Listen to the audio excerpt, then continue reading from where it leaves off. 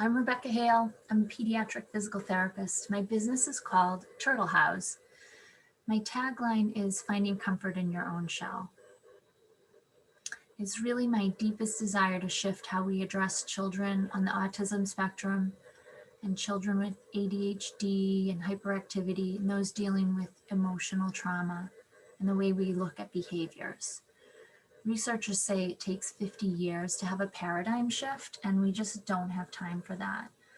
And my history growing up, raising my boys, and the different things I've explored have really led me to have a deep passion for doing this. And I feel like it's my obligation to share my perspective and hopefully make a difference. So in this video, I want to make a comparison to make people think a little differently. Whether you're a parent with a child who's struggling, or you have observed a mom in the grocery store with a kid kicking and screaming, or you're just an adult now that's just trying to cope, I want to attempt to say something that transforms your thinking.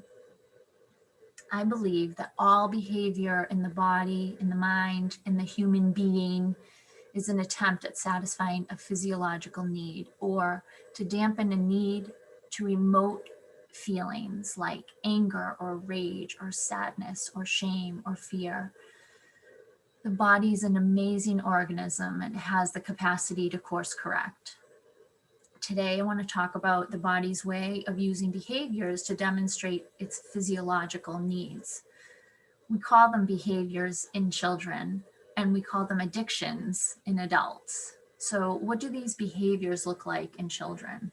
Things like flapping, rocking, mouthing objects, putting their fingers in their mouths, banging their head, running away, running into the street, getting out of their chair when we expect them to sit in their chair, resisting touch, being invasive in other people's spaces.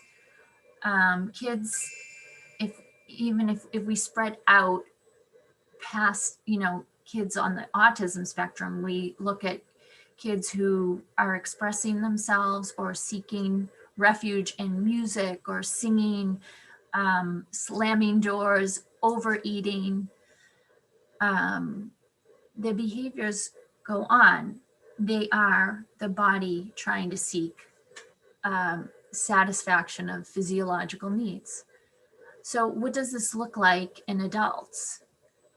Use of alcohol, drugs, speed, risky behavior, television, Facebook use, porn, sugar addiction, overeating, excessive exercise, excessive caregiving, picking your skin, biting your nails, seeking pain, being busy, singing, yelling, tattooing. They're the same. So if we compare these two lists, why do you suppose that we have a good handle on this? Why do you think that children should have the acceptable tools when we as adults completely suck at it? So who determined that we have preferred behaviors and non-preferred behaviors? Why do we think that if we suppress those behaviors with medication or fear, that we'll get children to conform and then act right and then learn and then be happy and then be contributing citizens? Our body always seeks for safety and healing. If we don't give it what it needs, then your body's required to adapt. It seeks alternative resources, behaves in ways to stimulate the nervous system, and often it just shuts down parts or all of the body. Often, these are very automatic physiological responses, and you all know them as fight, flight, or freeze. In my work, I do these 3 steps that I'm going to share, and I think that they're very applicable to adult addictions as well. And please, when I speak of addictions, I am not separate from this. I fall on this list, but we have to acknowledge as a society that this is a global thing. So number 1, we must recognize the behavior and identify it as the body's attempt of getting its needs met. So for me, when I work with clients, this means assessment, observation, and listening. Listening being listening to the child, listening to the child's way they're showing up in their environment, how the environment's impacting them, listening to the parents, listening to the teachers. Number two, we need to be brave enough to acknowledge that the triggers and the behaviors that we are there are causing our bodies to need something. So this means we have to accept a diagnosis or an addiction, and we have to accept it as part of ourselves. So this might be a little controversial, but I think it's very important for children to know they have autism, acknowledge what it is, and know that the behaviors that they're doing are so smart that when they rock their body or when they're mouthing something, their body is so smart that it is actually trying to help them and give them what their body needs. And I feel like that's really empowering when we stop saying that the behavior is bad and something that is not preferred. When we tell them what they're doing, and then we get them in a space to acknowledge that there might be some other resources that we can help you with and tools that will satisfy the needs that your body has. This also means we need to acknowledge that it is very possible that we are not putting the right foods, we're not choosing the right foods in our body. And this is whether we have the financial capacity to put good foods in our house, decrease sugar. And I don't mean be a glutton. I love dessert. I love pizza.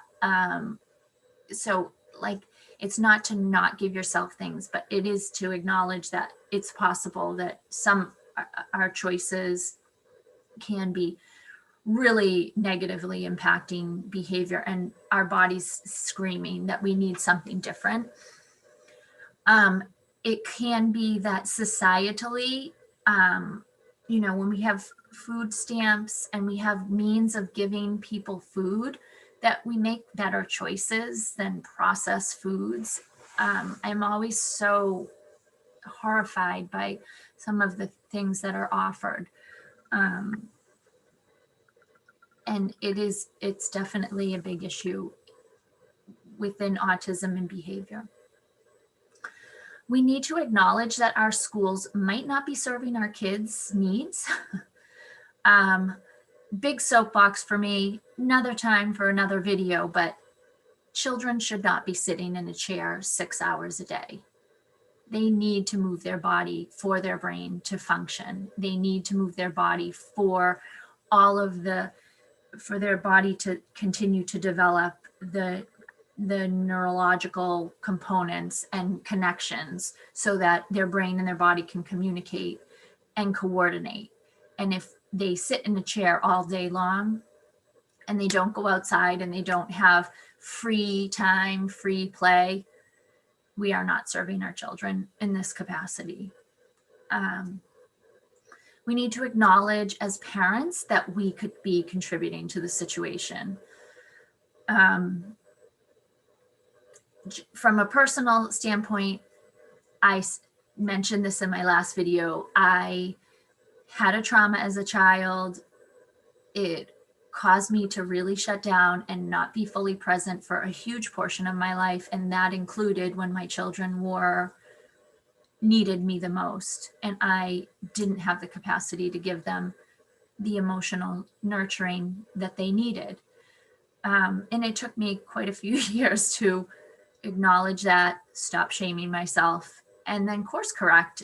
And a lot of that course correction was to be super upfront with my children as they grew up and how we as a family could make some corrections and improve on that. Acknowledgement is huge. And it is not about blame, because we all have stories. We all have histories of this is how we did it when I was young, and we learn and we grow. It's really about finding a solution, and it's really about getting to the bottom of what the triggers and the patterns are that are eliciting behaviors and telling us that our children don't have what they need. And this can be a super hard process, which is why it's nice to have somebody on your side, people, your village, your tribe, on your side, not judging you and supporting you, because it's really hard. And 3, we need to satisfy the physiological needs, not dampen them, not suppress them. In order to do these things, we need a paradigm shift. We need to change how we handle healthcare, change how we acknowledge diagnosis, treatment plan, change education. That's my opinion. And in my mind, we need to restore family structure. And, you know, is it possible that we have our priorities so out of whack that we don't even give our bodies the foundational physiological needs? I think the 2 lists that I ran down, you know, the addictions and children's behaviors, they're rampant in our society. It's not just like children on the autism spectrum, it's everybody. Everybody has a moment where they lose it. Everybody needs support. So what do we need? What are our, sorry, what are our foundational physiological needs? Food, sleep, movement, water, sun, connection, safety, trust, love. So that's what's on my heart today. Please leave a comment if it resonates. If it doesn't, if I said something that really ticked you off, I would love to hear about that too. So thanks for listening. Peace.